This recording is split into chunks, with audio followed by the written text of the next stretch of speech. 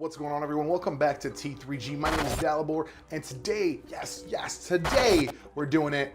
Finally, we're gonna have the full Ryzen upgrade build coming up. Come on.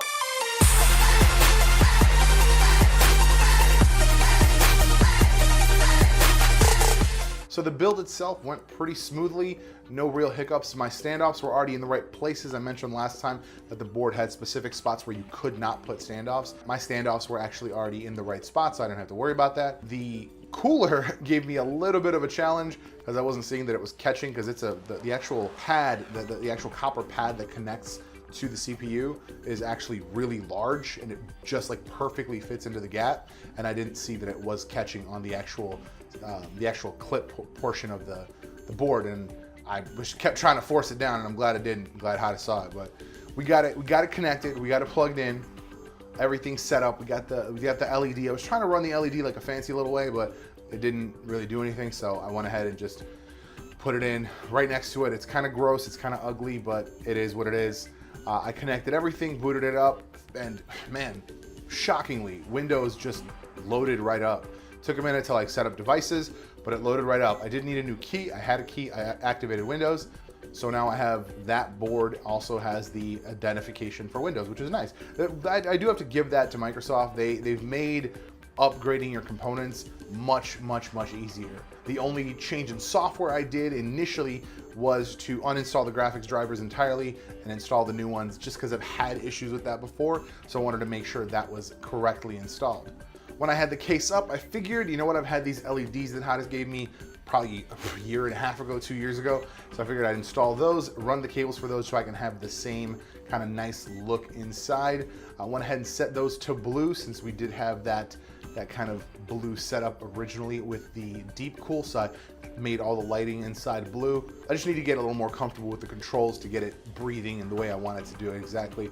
I don't like to have it just switch colors all the time, because they don't do it at the same time. These strips themselves actually do have the Aurora connection, so I can connect to the board, which would be cool, but I need a splitter because I only have the two RGB connections, so I would need a splitter. Right now I'm just using it through the factory controller that it came with, which means I can set it to a specific color, or I can tell it to breathe multiple colors, but it's, you know, the rate is different than the board, so it doesn't look quite as nice. I tried for days to find an internal 3.0 speed, so high speed USB card reader, but nothing, not a single one connects the actual card reader portion to the 3.0 header. So I went ahead and picked up this new 3.0 external. It's a little more manageable because I can just put it right on top of the case. I'm gonna try to run the actual USB cable inside just to kind of get a little smoother look, but otherwise it's gonna be the thing that I use, because I don't know why there aren't people out there making a 3.0 speed internal USB card reader.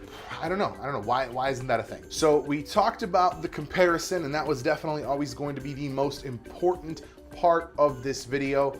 It's nice, not gonna lie, it's nice. I'm having some issues with Premiere because Premiere just is an incredibly huge hog of RAM. I don't know why in 2019 Premiere is not using multiple cores. Even the only time multiple cores are used is when rendering, and I would like it to use multiple cores when I'm working in Premiere, because I have that power available. So I don't understand why I'm having to have issues with importing. I mean, literally importing a video has caused me errors, and I've got 12 gigabytes assigned to Premiere, and it's dumb. It's really dumb. I have to now buy 32 gigs just to have a smooth experience, which is stupid. It's really stupid, and I need Adobe to fix that. So here are the computer specs now and the benchmark results that we got from the same benchmarks. And here they are compared. I like that difference. I like that difference. So obviously huge improvement over the FX series processor and setup, and I can definitely tell the difference in rendering times.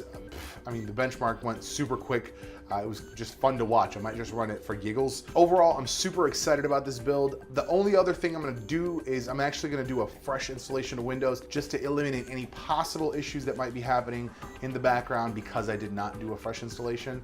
Maybe, hopefully get a little more performance out of it before I have to spend the extra $120 to buy more RAM, because Adobe, seriously, get it together. That's gonna be it for this one. Make sure you guys like, subscribe. If you have any questions about the build, make sure you drop it down below. Obviously, I have it so I can definitely test this for a long time, hopefully, you know, knock on something, hopefully for a really long time. And of course, I'm happy to do that and answer any questions you might have. Thanks again for watching. We'll see you in the next one.